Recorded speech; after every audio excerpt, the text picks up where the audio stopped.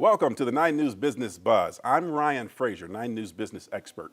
In Colorado, we have thousands of high-paying jobs in healthcare, trades, and tech, but not enough workers with the skills to fill them. A bold new ballot initiative seeks to use the modernization of Pinnacle Assurance to pump hundreds of millions of dollars into debt-free job training. But with a tightening state budget, a tug-of-war is emerging over whether that money should go to the classroom or the general fund.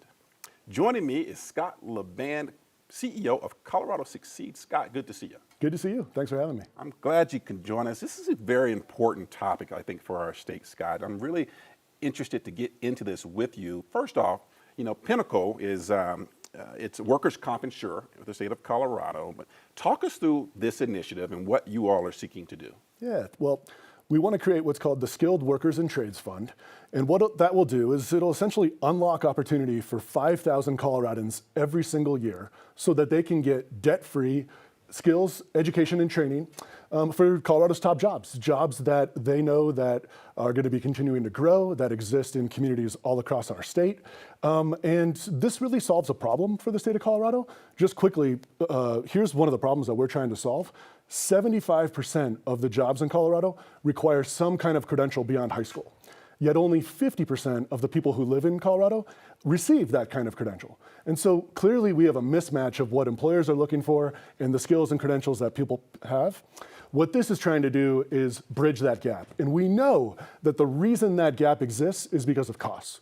And so if we can eliminate those costs, we can provide opportunities for people to go and get those skills that will make them relevant for the workforce and will help put more money in their pockets and help Colorado's economy grow stronger. This initiative now hinges on the modernizing Pinnacle Assurance to generate $150 million plus. Now, for the average Coloradan, average voter even, why is shifting Pinnacle to an independent mutual insurer the right mechanism to fund workforce development, and why now? Well, so Pinnacle Assurance is a legacy and core asset of Colorado. They provide workers' comp insurance for Coloradans across our state, and they do it really, really well. The issue that happens to be is it is time for them to modernize. They're unable to carry and cover people outside of state lines. Since COVID, that's obviously more and more employers. And so giving them the opportunity to do that means separating fully from the state. And what that would do is it would generate a one-time payment to the state, and that's what we would use to create this fund. And this fund would then go directly into helping make sure that people have the skills that they need to gain entry into the workforce. And we also know that when people receive more training, they're going to be safer on job sites, which makes these workplaces safer, lowers premiums, lowers costs for employers, and makes it a safer environment for workers. So that's really the connection between why workers' comp insurance and why spending this money in this fund for skills training makes a ton of sense. Now, it's a one-time big payment, but there's some recurring revenue, right, that would continue to support this program should voters decide to approve it. Yes, that's correct. So if voters approve it, what will happen is Pinnacle will separate from the state. They'll no longer receive some state subsidies. And those subsidies now will go into this fund. And that'll help make sure that we can create an endowment that is benefiting 5,000 people every year, year over year, from now until forever. Now, Scott, let me put my contrarian cap on here. Now, there is word that some at the state capitol would prefer that these funds be used to offset general budget reductions. Your proposal mandates the money be permanent and dedicated. So how do you ensure this money doesn't just become another rainy day fund for the legislature? Well, I mean, at the end of the day, like using this money one time is a one-time fix that doesn't solve a long-term issue. And so what we really want this to do is be a direct connection to workers' compensation, which is all about workforce development and ensuring that workers have the skills that they need. And in the ballot initiative, there are some protections in there that ensure that this stays in a fund and that the legislature can't get its hands on it, so that we know that employers can count on that money and that learners can count on that money, because whether you like it or not, Colorado's economy is continuing to change and be dynamic. And as these changes are occurring, the needs for the skills continue to shift. So whether we're talking about construction, we're talking about healthcare, we're talking about advanced technology, public safety, all of these are the exact kinds of occupations that this fund will support. Now you have shared with me a summary that specifically mentions training for careers that are resilient to automation and AI. Now, as AI reshapes the labor market, how does this fund decide which skills are a good investment versus those that might be obsolete in 5 years?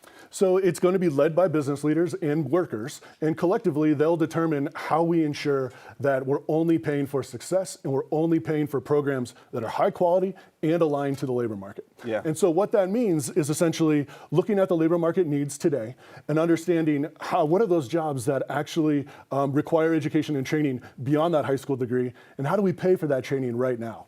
A lot of those jobs are in public safety. They could be like an apprenticeship to become an electrician or a plumber or a welder. It could become a certified nursing assistant, a medical assistant, a radiology tech.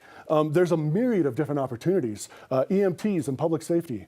But what happens is this board will continue to look at the labor market needs year over year. So as they change, what they invest in can change. So this isn't a set it and forget it. They will look at that data dynamically and regularly so that if AI does come in and modify those occupations, we can continue to move investments directly to where Colorado's talent is most needed to make sure that we have people with the skills that they need in Colorado to be ready for Colorado's jobs, and that employers are supported with the talent that they need homegrown, right here from Colorado, not having to import people from out of state. Piggybacking on AI for just a second, Scott, I'm a believer that while as disruptive as AI is on our economy and everyday life, it's also an enabler, a force multiplier of sorts. So I would think, or at least hope, that some of the training that ultimately comes out of this is going to enable folks to better use AI in terms of, adapting to be better, more creative, more efficient, but overall, creating more value in their respective roles. Do you envision that that'll also be sort of a part of the type of training and